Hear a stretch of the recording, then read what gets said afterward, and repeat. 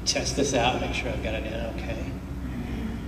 All right, so I'm Scott. I know we're after lunch and last talk of the day, so hopefully you can hang in there. I want to talk about Deepwater Horizon oil spill, some of the more heavily oiled areas, and the shoreline response or shoreline cleanup activities that took place, and also we'll touch on some restoration activities. And all this was done, at least what I'm going to present in this talk, from a treatment testing perspective. I'm going to focus on one of our main test areas where we worked out a lot of these techniques. Now this talk is something I do for a lot of the NOAA training classes for spill responders. This is about an hour-long presentation, but I'm going to cut it down to about 30 minutes or less. And what we'll do is we'll skim through this first one. I want to basically show you some of the photographs and give you a sense for what the oiling conditions look like in this area, as well as some idea what some of the response techniques were. And then we'll get into a little bit of data and look at recovery through about 4 years. So this set of slides shows the initial oiling conditions. This is June 2010. These are in and around Bay Jimmy or in general northern Barataria Bay. You had heavy layers of emulsified oil or mousse entering these marshes on the vegetation and on the substrate. At this point in the emergency response, we still had oil being released from the wellhead. We still had a lot of oil on the water surface, so response was focused on getting that gross kind of bulk oiling on the shoreline or in nearshore waters so it didn't spread to other areas. A little bit later, once we had source control, once there was no longer oil on the water and no threat of oil coming ashore from the surface waters, we kind of got into another phase of the response. We were looking at kind of site-specific and also habitat-specific cleanup endpoints and looking at methods to approach that. At this point, especially in this area, we had a kind of a unique oiling conditions where we had three things going on. We had heavily oiled mousse-saturated rack lines. We had heavily oiled vegetation mats where the vegetation was dead and laid over and starting to harden up a bit to like a tarry coat.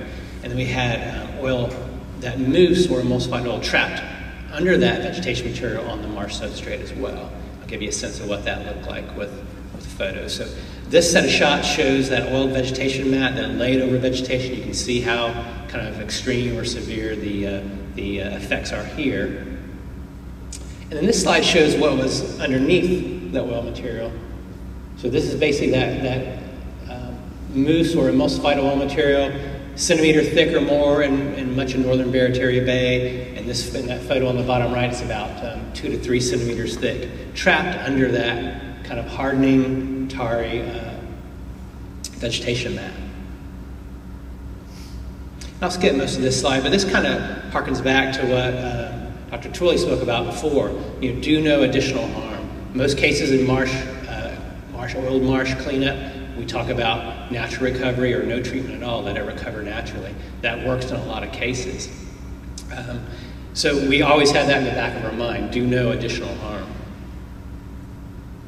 The situation with Deepwater, especially in these very heavily oiled marshes in northern Barataria Bay and a few other areas, is the oiling conditions were so severe that didn't seem to be an option. We weren't seeing much early national recovery. There's a lot of oil in these marshes, and some of the less intensive cleanup options we might look at, low pressure flushing, use of sorbents, weren't really very effective at all at removing or improving the conditions. So what we did is we went to, because the traditional methods weren't working, we wanted to look at other options, but those were going to be more intense and more aggressive. First thing we did, we went to a testing phase where we tried to test things on kind of a realistic scale, but on a small enough scale where we could also replicate, have controls, and see what worked best, but also have a look at what the environmental effects were as well, so that we tried to keep ourselves from doing more damage.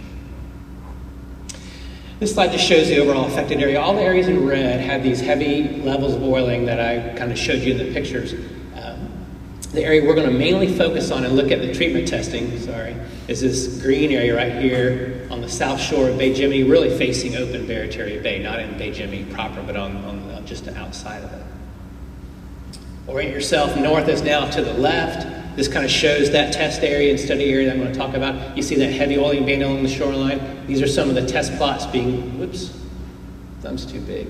Some of the test plots being set up. And I'll talk some about reference areas as well. And what we try to do is get an area as close to this on the same shoreline as close to this heavily oiled area as possible, where conditions were as similar as possible, but with either no oil or less oil. Kind of shows you some of our test plots set up, all those different colors and different colors or different different treatments that we tested. Kind of show you another look at what it looked like during setup, what it looked like from the ground. These test plots were about 50 square meters each, about 500 square feet, so large enough where it was meaningful in terms of testing, but so where we also could have nice controls on what we were doing. And we tried a lot of different things, and I'm not going to step through all these. I'll skip through a lot of this and just show you quickly the photos.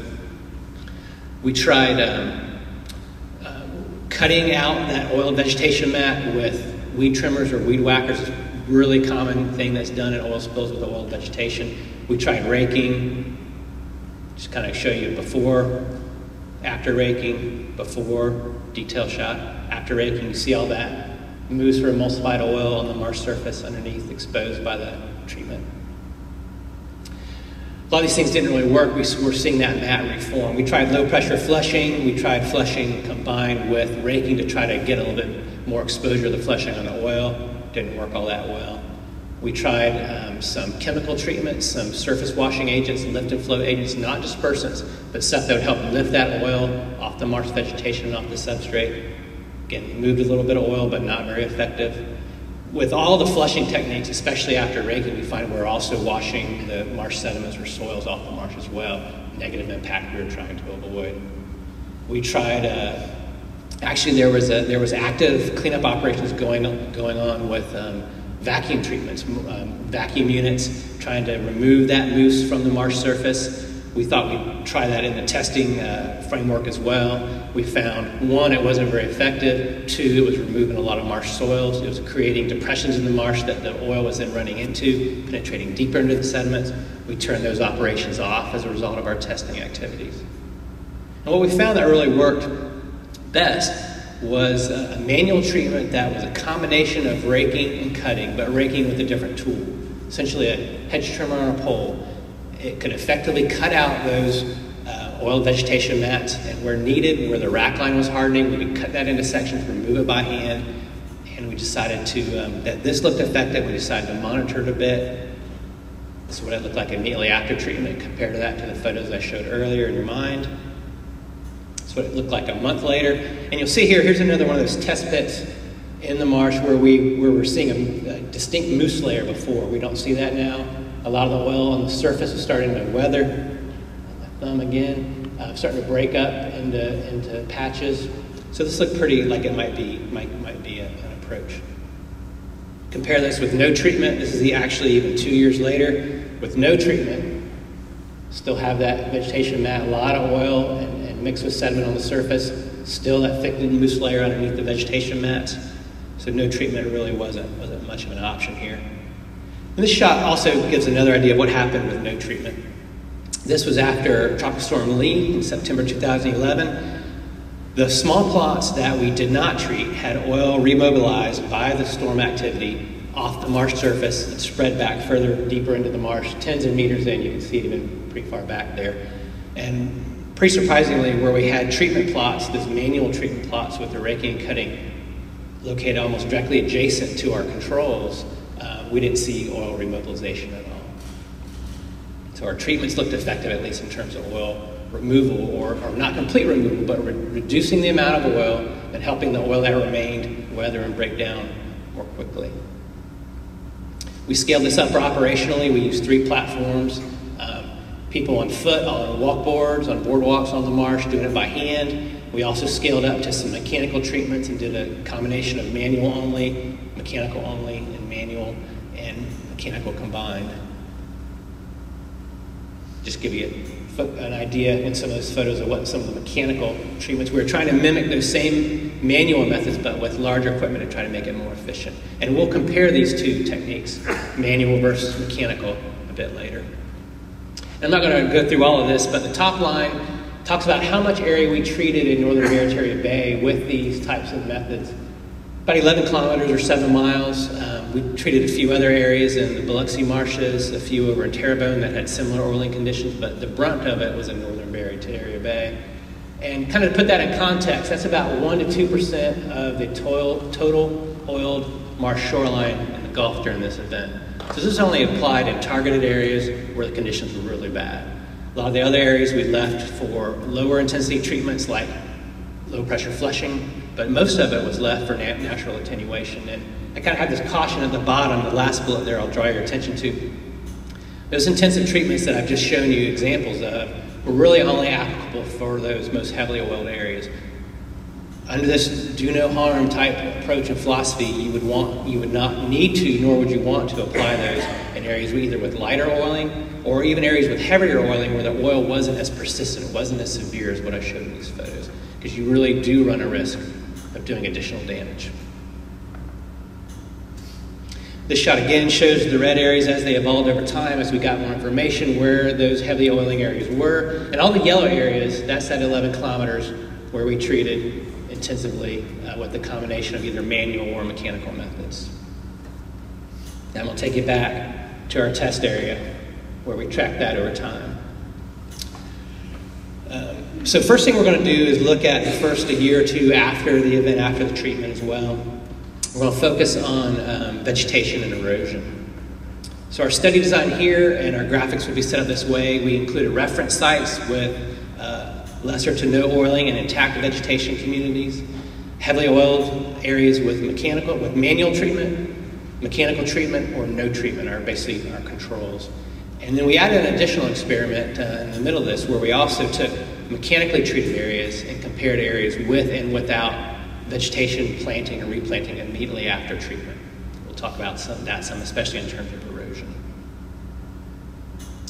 Parameters we'll talk about here, we looked at vegetation, cover, and species composition, benthic animals like fiddler crabs, marsh periwinkles we talked about. I'm going to skip those from this first 2 years. We'll touch on those in the 2 latter years at the end.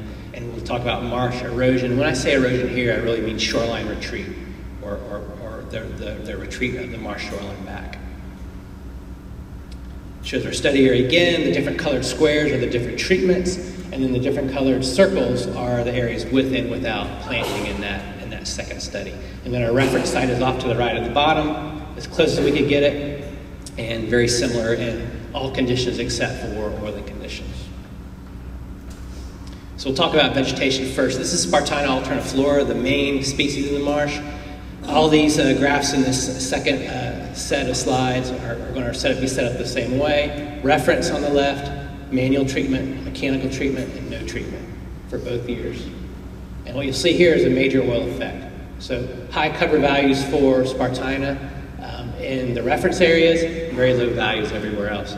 But if you look across the different treatment types, first year manual treatment seemed to be doing best. Second year, same thing. Though we've got a little bit of positive response from mechanical as well, but no treatment, leaving the areas alone for natural recovery, not really seeing any. This slide shows shoreline retreat. In this set, we don't have data for the mechanical treatment sites, so just keep that in mind. And what we saw in our reference areas was on average, about 1 meter of marsh shoreline retreat per year. And that matches pretty well with published background rates of erosion for this particular study site. If you look at the oiled areas, much higher, 2.5 to 3 times higher rates of shoreline retreat in those oiled areas. But the thing we were real interested in looking at is how did the manual areas where we treated compared to the no treatment sites? Really no difference. So we were having a positive effect on oiling levels, some positive effect on the vegetation, but the manual treatments were not too aggressive. We weren't causing more marsh erosion as a result of that compared to no treatment at all. This is just a segue into the planting area. This shows one of the planting areas probably about 2 months after it was planted. Doesn't look like much, but within a year it had filled in pretty well. And this is shoreline retreat in 2012, so 1 year roughly after planting. And this on the left is the controls, mechanically treated without planting. On the right is mechanical treatment with planting. These again were heavily oiled to start with. This dashed line was the seaward edge of our planting plots. We set them back from the shoreline a bit because we knew there was ongoing erosion. So everywhere from here back was planted. And really what you see is a big difference between the 2 types. The erosion proceeded up to, Erosion proceeded up to the point where we encountered the vegetation, edge of vegetation planting, and stopped or slowed down. continued to burn right on back into the plots where we didn't plant. And look at the axis here. I want to show you this 4 to 6 meters of shoreline retreat in this area. I'll take you back and look at the areas with no treatment, manual treatment, and reference. So what that tells me is not only did the oil accelerate erosion in these areas, oil affected the vegetation, less vegetation, more erosion. We added the mechanical treatment in, at least in these study sites, mechanical treatment accelerated erosion even further. So that treatment, mechanical treatment in this case, was too aggressive.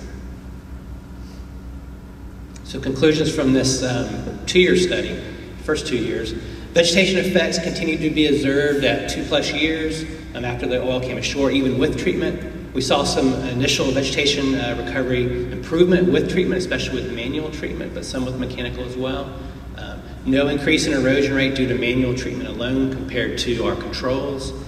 We did see that increase in erosion due to mechanical, but that reduction was reduced by planting immediately afterwards. The other thing I didn't mention is we also had some instances of oil being mixed deeper into the sediments with the mechanical treatment, something we didn't see with the manual treatment. So really 2 negative effects there. You get oil deeper in the soils, it breaks down more slowly. That's another negative that you want to try to avoid when you're doing these types of treatment or remediation techniques. So what would we recommend in hindsight or in similar situations in the future? Manual treatment coupled with planting. We didn't have that combination here, but I just felt really strongly that planting was having a real positive effect. I think it could have been valuable in the manual areas as well. And this is just a photo summary that kind of puts it all together, probably hits those conclusions home a little bit better. So we have reference, top left, heavily oiled manual treatment on the top right. It looks about the same. Cover values were actually lower, but definitely looks improved. This is no treatment. See a lot of oil and oil mixed with sediment still on the substrate. Different vegetation composition, and that vegetation looks very chlorotic and stressed in that environment. So a big difference between these two. And then in mechanical treatment here, we contrast planted with the unplanted. You see the big difference there. We're holding on to the shoreline a lot better and actually building back up some of those marsh soils in those areas we planted. I think the planting was pretty successful in this case. So the last section here we'll touch on the next 2 years through 4 years post-spill. And we're going to focus on planting, and we're going to talk about some of the parameters we skipped over before. A little bit different setup on our study design now. We're comparing reference to heavily oiled controls, no treatment, to mechanical treatment, and then to mechanical treatment with planting. Subset of sites we use, same setup, same reference sites. This is another good photo summary. Kind of see in red in the foreground oil control, middle ground in orange mechanical treatment, and the mechanical treatment with planting in the background in green. And I kind of want to draw your attention to the vegetation stature, the texture in these two. This is not Spartina alternate flora, which is what you would want and expect in a salt marsh. This is paspalum, more of a disturbance associated species. Also a species that's a little bit more characteristic of fresher coastal marsh, not salt marsh. You see that both in the control and the mechanical treatment without planting. You see more erosion, all this erosion out in front of the mechanically treated area as well. And then you look at the planting area in back. Same mechanical treatment, but just followed immediately afterwards with restoration planting. You see a big difference. Steps through some of the data that kind of backs that up. Just a transition slide showing some of the residual oiling in a control area on the marsh surface. You see some vegetation coming in, but it's not all that dense. This is surface oil cover. So this is residual oil on the soil surface as a % cover value. These slides in this last bit of the talk are all in the same order. Reference, oil control second, mechanical treatment, and mechanical treatment with planting for both years. What we see is a nice trend. No treatment, mechanical treatment with planting. These two are almost exactly the same, but where we planted, we found less oil on the marsh surface. Now, a lot of this, I think, was a physical effect of the rhizome spreading, the shoots spreading, and breaking up that residual oil cover like I showed you in that preceding photo. But I would suspect we also had some below ground improvement as well, and we're looking at some of the oil chemistry to look into that, sediment chemistry to look into that further. So this shows our planting about 2 months after they were installed. And this was very low tech. This was hand planting of bare root Spartina, only about 2 to 3 stems per meter squared, done by graduate students, very cheap, very low tech, very quick. We had a lot of criticism, a lot of skepticism that this would not work. This is a sort of open bay facing rim, like bay rim or marsh. The prediction was that this would all wash away pretty quickly. It wouldn't really work. But this next slide is 2 years later. It filled in pretty nicely and was pretty stable. Even at 1 year, we had about 70% cover, and even more so here. So it actually worked pretty well. This shows Spartina alternative Florida again. This is 2 years later, 2013 and 14. Reference, not doing so well in their oil controls or their mechanical treatment sites in either year, but doing quite well, similar to reference in the areas we planted. We skipped over benthic and verberis earlier. We'll talk about periwinkles real quickly here. In the inset photo, that kind of shows what they look like. They're about 1 inch in size at the largest. Those ones actually have some residual oiling on them. And it's maybe hard to see them, and this next slide will kind of show you where they all are. That's about 100 periwinkles per meter squared, and from one of the reference sites. Show the data, big effective oiling here. So reference at about 100 to 130 per meter squared, individual snails. Very low numbers everywhere else, but you do see a trend from no treatment to treatment to treatment plus planting in both years. So some positive effect, especially with planting. We think what's happening here is the recovery of the snails is just lagging behind that of the vegetation probably by several years. There's other critters in these marshes as well. There's the fiddler crabs, rib mussels, there's a variety of others. And rather than step through each of these individually, that would take a long time and maybe put you to sleep. We'll just kind of sum it all up with marsh invertebrate species richness. So component diversity, species richness of these macroinvertebrates in the marsh, mainly crabs and mollusks, snails, and bivalves. Same setup, reference, and same trend from oil control to treatment with planting. And actually by 2014, the reference and the planted values were not statistically different. To kind of sum this up, treatment coupled with Spartina planting improved the oiling conditions. Bit of a surprise, but a positive result. Almost maybe like a phytoremediation type effect, even especially if you find that applies to the marsh soils as well. Planting improved vegetation cover and composition, very similar to reference values. We saw some improvement in macroinvertebrate recovery, like the marsh periwinkles and the fiddler crabs. Improvement with planting, but we think the recovery of those organisms may lag behind vegetation recovery, not too unexpected. And again, talking about recommendations, what we would do going forward, faced with similar circumstances, what we would have done in hindsight. I think data shows pretty strong evidence that planting should be seriously considered, either as part of the response immediately after remediation or cleanup treatments, or as emergency restoration done as soon as possible afterwards. Some conditions in Louisiana in this study area that really applies to that. We had very heavy oiling. We had a lot of the vegetation killed, knocked back. We had intensive treatment methods that could also damage the soils and the vegetation potentially. And we've also got highly eroding marsh shorelines to start with even before the spill. All those factors add up to planting being a pretty good thing to consider. Now, it wasn't really done on any wider scale during the spill until much later. October 2013, CPRA came along and they've been planning this for several years. There was a lot of difficulty getting it worked through all the approvals. They planted a lot of these areas at that time based on close coordination with us and kind of partly based on our findings and recommendations. The only downside was a little too little, a little too late. A lot of the areas that had lost vegetation had already eroded by the time that we got in there and were able to do the planting. Still a positive step. The planting methods were a little bit different. I think that would be something good to compare in the future. They planted containerized material with mature plants on a much lower density compared to our bare root hand planting. There may be some differences there. So summarizing everything overall, all three components of the talk. No treatment or natural recovery is still recommended for most oiled marshes, especially light oiling or even heavy oiling if that oiling is not persistent and severe and there's not trapped oil that's really removed from exposure to the elements. If you find that you do need to do shoreline cleanup treatments, try lower intensity treatments first, low pressure flushing, passive use of sorbents.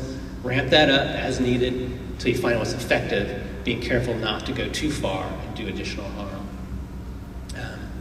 Treatment testing may be helpful if you're considering intensive treatments or some form of alternative treatment. You're not sure what the outcome will be. Every spill is different, every situation is different, every shoreline is different to a certain extent.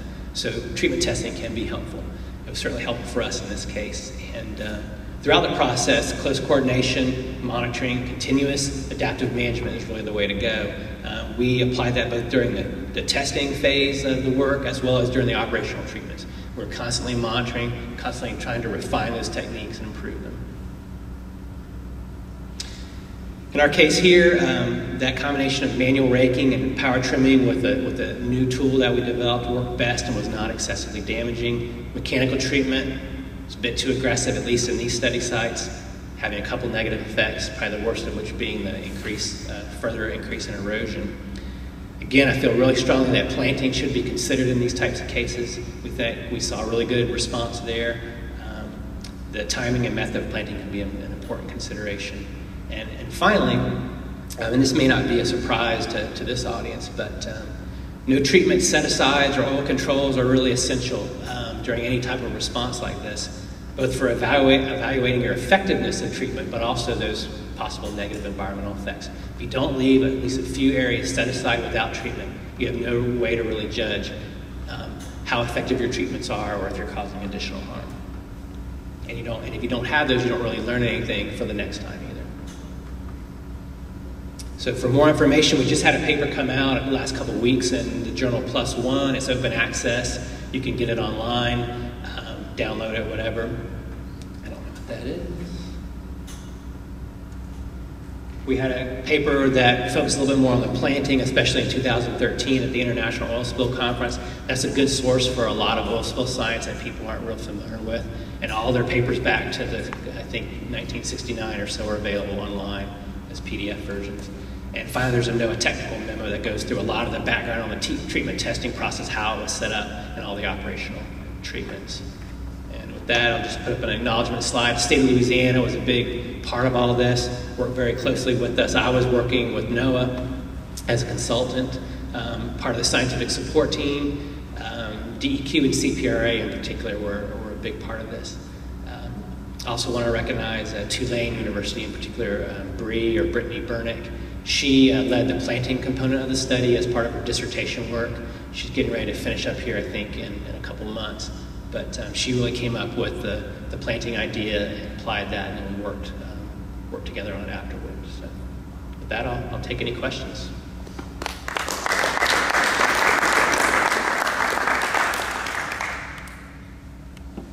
Sure. Did you ever consider doing intentional macro inverted colony plot the way you do the planting plot? Like introduce invertebrates into the area?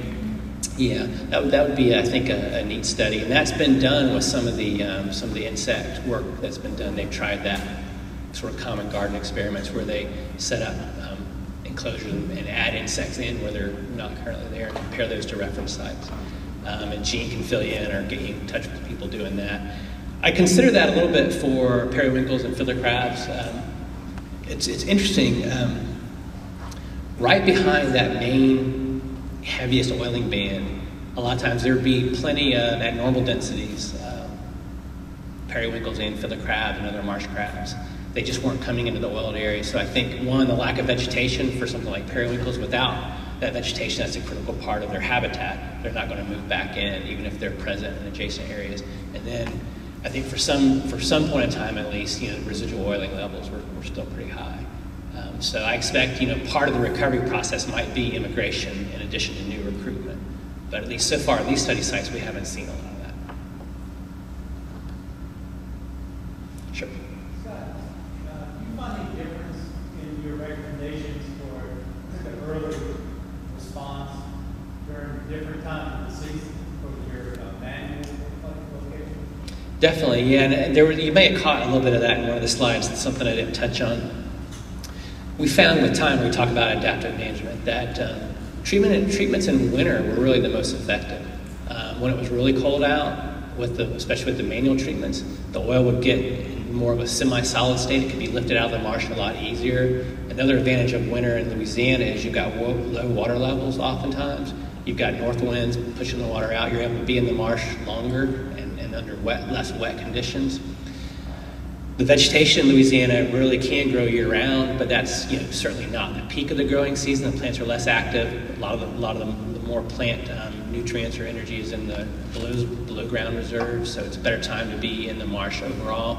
A lot of the critters, the birds, the marsh invertebrates, et cetera, are a lot less active sometimes in winter. So when we recommended maintenance treatments going forward, basically areas we'd already treated or that didn't need treatment, we thought at the time that we touched up on later on with light levels of this manual treatment, we often were prescribing that only in winter.